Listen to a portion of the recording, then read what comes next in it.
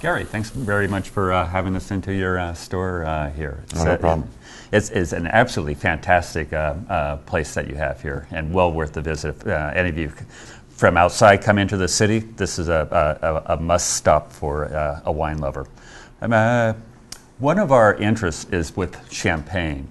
That is our primary focus. Can you tell us a little bit about the various champagnes that you're carrying? And can you tell us maybe a little bit about some trends that you see developing?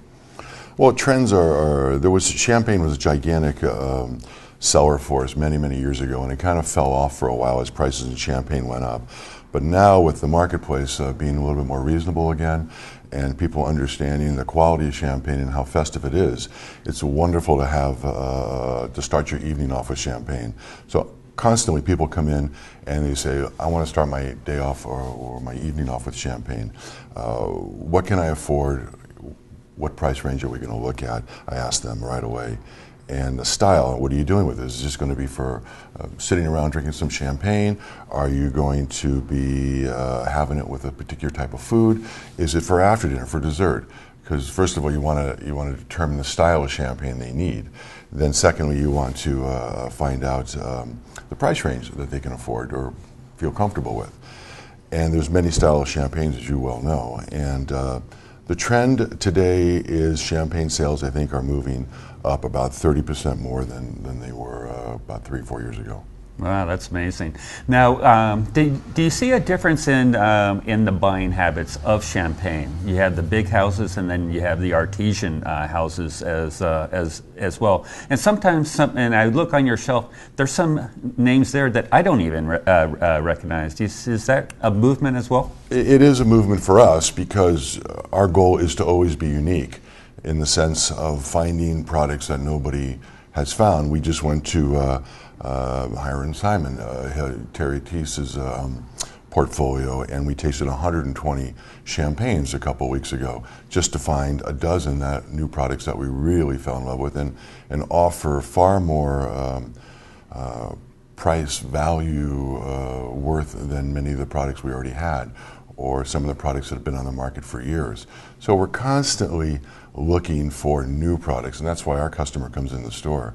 I would say that 80% of the people that walk in our store immediately ask for some help or recommendations in whatever area that they are looking for. You know, whether it be everyday white wines, everyday red wines, Rhones, Burgundy, Champagne, whatever. They come in and they ask us our opinion right away. And so from there, we just ask a series of questions, as I just mentioned. Great. Well, that's an awful lot of information that you're carrying around there.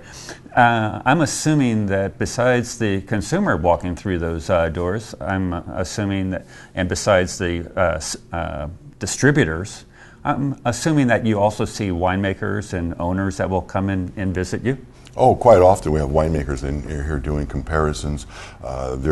They're just coming in asking us a specific style that they're looking for because maybe they're producing a wine or a sparkling wine up in Napa or Sonoma, and what they're trying to do is find some other products from France, or I shouldn't say from France, excuse me, but from Champagne that would match the style and quality that they're trying to match, and so therefore they would ask us our opinions on what products they should be tasting to put up against their product.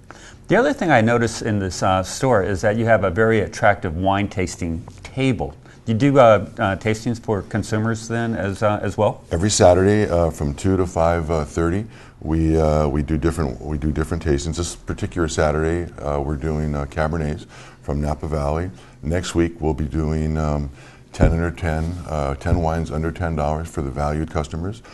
Week after that, we'll be doing wines from the Loire Valley. There's always a focus to what we're doing. During the holidays, we did champagne 2 or 3 times.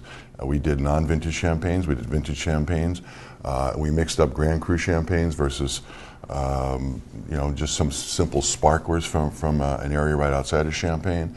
We would do regular champagnes to Blancs. We would do Bruts to extra dries to demi-secs. We would just do rosés, different style rosés. We would just mix it up, so at the end of the day, people would understand the differences between all these different champagne products. Great. Now, how do you mentioned that the sales of champagne have gone up this year, and I'm assuming you expect that to grow. Oh, I expect it to grow specifically because of my interest in champagne.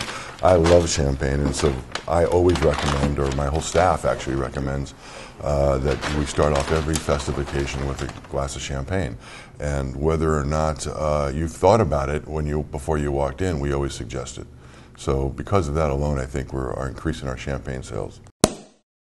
Gary, I'm looking at some of the wines that you have on display here, and there's some really interesting ones that you have out here. What caught my eye were the labels from Dom Perignon. We have some very colorful labels here. Can you tell us a little bit about these? Well, in this particular time, Dom Perignon did a series based on Andy Warhol colors.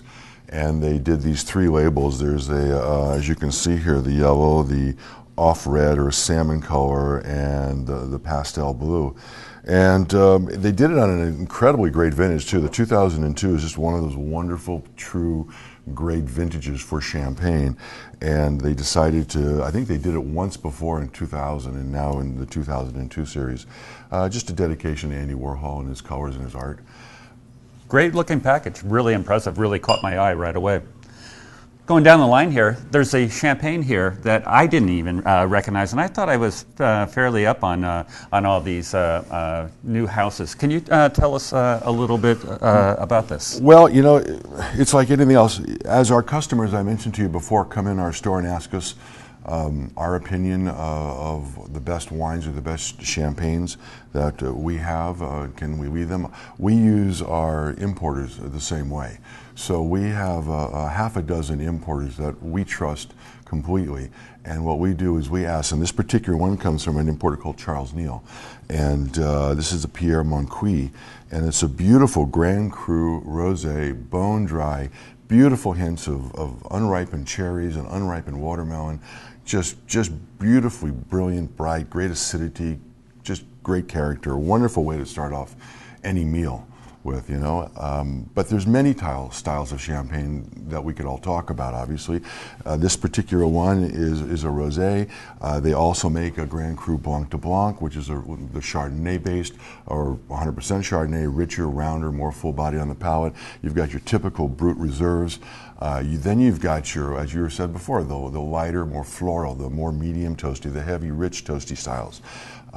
There's all these small little producers too. Here's another one that we just found recently, Marc Hubert, a great selection, a beautiful wine, 70% Pinot Noir, but then he mixes his Pinot Meunier and his the Chardonnay in here with it, and a little bit of the, I think it's Pinot Blanc, isn't it?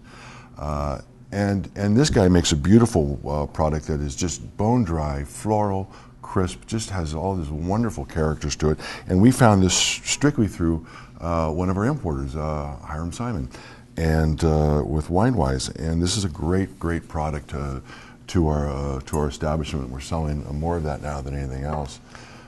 Well, it's a great assortment of champagnes that we have here. One of our things that I know I think about is various price points. Can you give us a kind of a broad spectrum of what to expect to pay for a bottle of champagne? Sure. Well, with true champagne, meaning it's done, you know, in the method was champagne, and it actually comes from Champagne. We don't want to get caught up in all the different, you know, people using the word champagne, but something that comes strictly from France and from Champagne. I would say $29 is about the entry level. Okay, and then from there it can go up to an average price of, you know, these are just non-vintage brutes now, $40, $50, $60 range. And then you get into your vintage products, which, like the Dom Perignon, as we just mentioned, 2002, a great vintage, they can start going anywhere from $60 a bottle to $500 a bottle. Wow, that's amazing. But you get what you pay for. As always, you know, limited production is something that we have to consider when we're paying X amount of dollars for something, sometimes at some point, you're paying more for the Mona Lisa than just the artwork itself, in the sense that it's just unavailable. It's a very small product, a small cuvee. Maybe they only make a couple hundred cases for the world, and that in itself drives the price up. So yes, the quality is definitely going to be there, but at some point there is a diminishing return. Well, great. Well, thanks very much for all the information. No problem.